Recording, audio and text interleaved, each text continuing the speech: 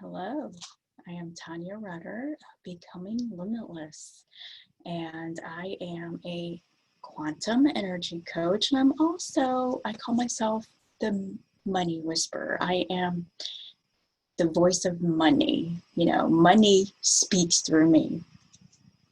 So today I wanted to really see what the collective energies are, to see what is going on with people, not just the people who follow me, but anyone who happens to watch this video.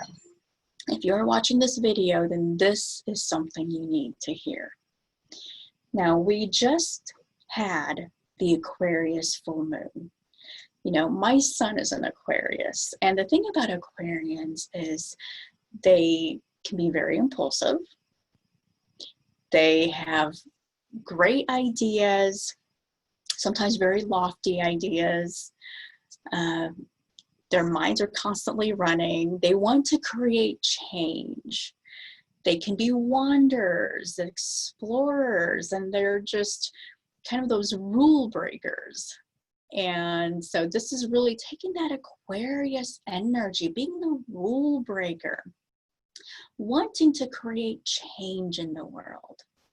So what you want to do is take those ideals that you have, and you have to consider, before you can create change in the world, you have to create change with yourself first. We are also coming up to the Lion's Gate. So 8-8 is the Lion's Gate. And this is a time to really create that change. So I drew some cards to try to get an idea of what is the collective energy, what is going on with people right now. It was very surprising. The first was the Two of Wands. Now you'll notice you've got this guy here. He's got the world in his hands, and he's standing between these two wands. It's like a doorway. But he's just standing there. He hasn't moved through the doorway yet. He hasn't walked through. He's thinking about it. He's got the world in his hands. He knows what he needs to do, but he's waiting. And that's what the Two of Wands is about. It's, are you going to wait for something to happen? Or are you going to walk through the doorway? One thing you want to consider is that in order to create change, you have to be the change. Think of public policy. When lawmakers want to create new public policy, or if anyone wants to create new public policy, they have lobbyists who try to create this new policy. However, a lot of times the policy never gets created, never gets enacted, because the change has not yet been made. In order to make a new policy, you create the change first on a small scale. So that way, the lawmakers, the government can see that, oh, this change is being made right now, and this is what's happening. It is so much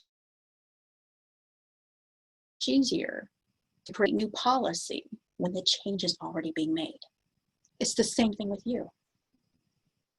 Whatever is going on with you vibrationally is what you're going to attract. If you want to create change, you have to be the change. You have to start making that change. Otherwise, it's not going to happen. You can want it as much as you want, but until you take action, the change will not be made. Now, I also drew a card to see the energies, the vortex energies, which is this. My manifestations are the indicators of my beliefs. It says, it is always true that whatever you are living always matches your chronic vibrational patterns or beliefs. And it does not matter if you have an excellent excuse for your negative thoughts and negative emotions. They still equal your point of attraction.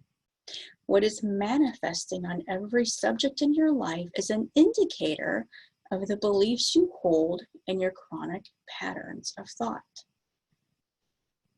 So think about that. You're waiting.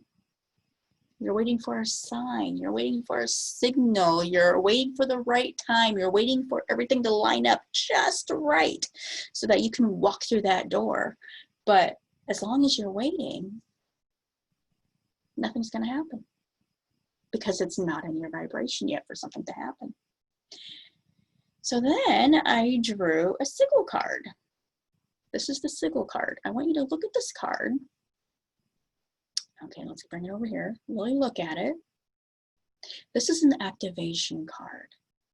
Now, a sigil card is different from tarot cards in that the sigil is almost like a portal of energy. It allows you to become the solution to your problem. It allows you to figure out what is holding you back. So as you look at this card, allow your mind to relax and think, what is holding me back? What is it? What block do I have that is keeping me from moving forward? Because a lot of times what's keeping you from moving forward is more than just a fear. It's a block. There's something there that you might not realize is there. So allow this card to give you the answer. So just look at that, let it absorb in. And now I'm going to read to you what that means.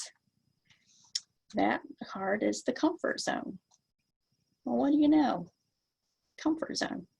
You're waiting to take action. If you have drawn this sigil, you are not clearly seeing that so much of what you are doing is about your aversion to the unfamiliar. And sometimes aversion to the unfamiliar is the way to ensure you will never line up with what you truly desire and truly need. Things that are familiar feel safe to us. They feel known and predictable and controllable. It is perfectly understandable why we gravitate towards things that are safe, but this can lead us to a life of limitation. When we are familiar with something, like a culture, for example, we tend to have an aversion to contact with or use of ideas, practices, products, and even knowledge that exists outside that culture. It doesn't take a genius to see how much of a problem that can be. The misconception people have about anyone who is afraid of getting out of their comfort zone is that they are afraid of the unknown. Knowledge is often used by the ego to keep itself away from the rocky seas of understanding. Oh, the rocky seas of uncertainty, I'm sorry. But the idea that anyone fears the unknown is totally false. You don't fear the unknown. If we truly feared the unknown, babies would fear everything, and they do not. What we fear is what we project into the unknown based on our previous experiences. When we are facing the unknown, the mind goes to work projecting its already acquired fears into the unknown to try to predict what lies there, and then goes to work trying to figure out how to avoid those fears. It is those projections that we fear. For example, if we quit a job that we have been working at for 10 years to do something radically new and different with our life, we are venturing into the unknown. But we don't fear that unknown in and of itself. We fear the potential failure and fall from grace that we could experience socially by venturing into the unknown. We fear this because we have experienced the feeling of failure and fall from grace before and wish to avoid this feeling at all costs. And we fear the potential unwanted things we predict that the unknown could contain. If we learned to not project our fears into the unknown would no longer be scary. If you have drawn this sigil, you are using the fears you are imagining exist outside your safety zone to validate your choice to stay in your safety zone. And so you are a prisoner to your own refusal to feel uncomfortable. Getting out of your safety zone, which is what you really need to do at this time, implies being willing to experience discomfort for the sake of your own expansion. If you have drawn the signal, you probably already know what you need to do as opposed to staying in your comfort zone. You are probably well aware of what you are avoiding, just not fully why.